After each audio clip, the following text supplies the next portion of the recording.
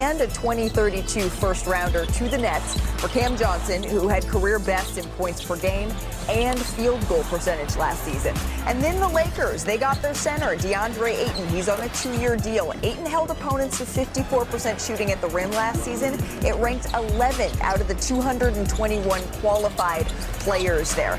And then elsewhere in LA, after trading Norm Powell, the Clippers, they signed Bradley Beal here to a 2-year deal. That's despite a significant drop in usage after leaving the Wizards. Beal still shot 41% from 3 in his 2 seasons with the Suns. Also leaving the Suns, of course, you know his name, Kevin Durant. He was traded to the Rockets for Jalen Green, Dylan Brooks, and some picks here. KD, he turns 37 in September, but he scored 25 points a game while shooting 50% from the field and 40% from 3 in 3 straight seasons. The first player to do that in quite some time. So, Perk, I should have introduced you as a core of that championship team in 2008 as well, but all of those moves have gone down this summer. I'm introducing that as you now. But which one do you think brings your squad the closest to winning a championship? Oh, by far it's the Houston Rockets. They're the only team, in my opinion, that's now looking eye to eye with the champs in far as the Oklahoma City Thunder.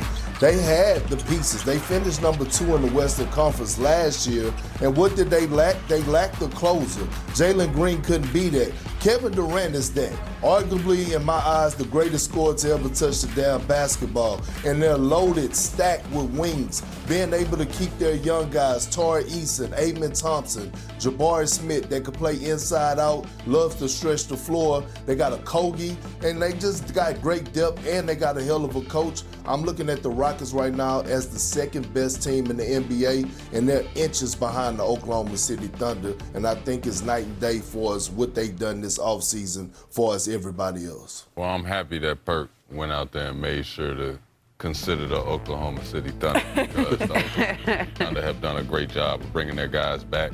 I know they're excited. They have an exciting group. But I'm looking to see the confidence that comes over them having a chip now.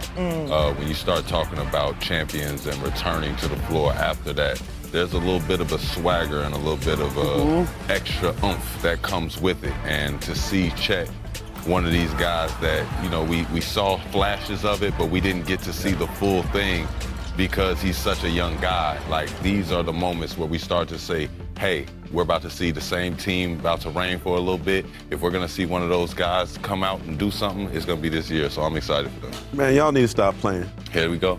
The Denver Nuggets. Come on, man. Cam Johnson. Yeah. Valanciunas. Yeah. Who could start for a lot of teams. Without that. Got Bruce back. And they took the champs, your champs, to 7 games. They're a problem. They're number 2. Yeah, they're also in the Western Conference. All of these teams that you mentioned are out west. So I'm going to take a team in the Eastern Conference and say the New York Knicks because they didn't lose a star player to an Achilles injury, right? Everybody else in the East has injuries to deal with. And I like the addition of Mike Brown. I like Jordan Clarkson joining that team. I like Yabusele joining that team. Yeah. I know those aren't big, flashy moves, but in the Eastern Conference, all you got to be is steady and healthy this year. Right. You really have to be healthy. But bench scoring was a huge issue for the New York Knicks last year. They seem to have addressed that. It's not sexy, but bringing the guys back for if you get on a mic, we will find you this summer, my friends. We mean that with love. Like Atlanta's newest big man, Kristaps Porzingis. This is in Latvian, so this has been translated from the Latvian outlet Sporta Studija. He said, I think expectations are high. It's a great situation for me to come in and contribute, maybe even better than Boston, where it was championship or bust. Iman, can KP make as big of a difference for the Hawks as he did for the Celtics with less pressure? I think right now KP needs to make sure that he's healthy. I think that's all we expect from him. I do not expect KP to come in somewhere and to change a franchise or to bring something that we haven't seen. I think that he is great at keeping the train on the tracks and doing things when he's healthy, but that's what he needs to make sure that he is available and healthy. I think both of us think that Atlanta could be very interesting in an open Eastern Conference this year.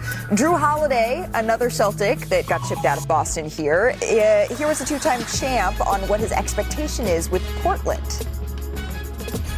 Honestly, it's to win. I feel like that's always been the ultimate since you've started playing basketball is to win. And whatever that may look like, obviously taking small wins is great, but winning is what we do, is what we play this game for. So if it's getting to the playoffs, if it's winning a championship, I feel like winning is the purpose and the reason why I'm here. Love kiddos at pressers here. Mark, what direction do you think the Blazers are going? They're trying to get in the play-in. They feel like they could do that this season because they have a really nice mix of vets and young guys now. And two guys you're going to have to watch the most this season that they want to take a jump is Scoot Henderson and Shaden. And Scoot in particular, you got Chauncey there, you got Dame there, and you got Drew there. They're expecting them to take it to a new level, and Drew's actually excited to be in Portland. There's a lot of mentorship there for Scoot as well. Speaking of guards, let's check in on another one who was dealt this summer, the newest and the oldest, most seasoned Clipper, Chris Paul. He was seen getting shots up in Las Vegas, fresh off of giving a new age-focused nickname for his new squad in LA. Did y'all hear this? He said they've been calling us the unction. Where the function? Where the function? Put it in the highlight reel. James Harden has gone berserk. Is this a uncle function? It's like a function that the uncles, you expect to see the uncles at. The uncles are pulling up to the function. Rosters aren't finalized. However, made it up. The Clippers' projected 11-man rotation will have an average age of 33.4 years on opening night. It's worth mentioning, you're wondering where that stacks up, the oldest team in NBA history weighted by playing time was the 2000-2001 Utah Jazz. That was at 32.6 years old. So those Jazz, they did win 53 games, but you remember they ran out of steam in the first round of the playoffs. Perk, with age comes experience, it comes wisdom. Aging like fine wine is a saying for a reason, but ultimately, is this going to help the Clippers to have this seasoning, let's call it, or hurt them this season when they're trying to compete in a crowded West? 6 years ago, I probably would be all in on the Clippers back when they had the term vets matter.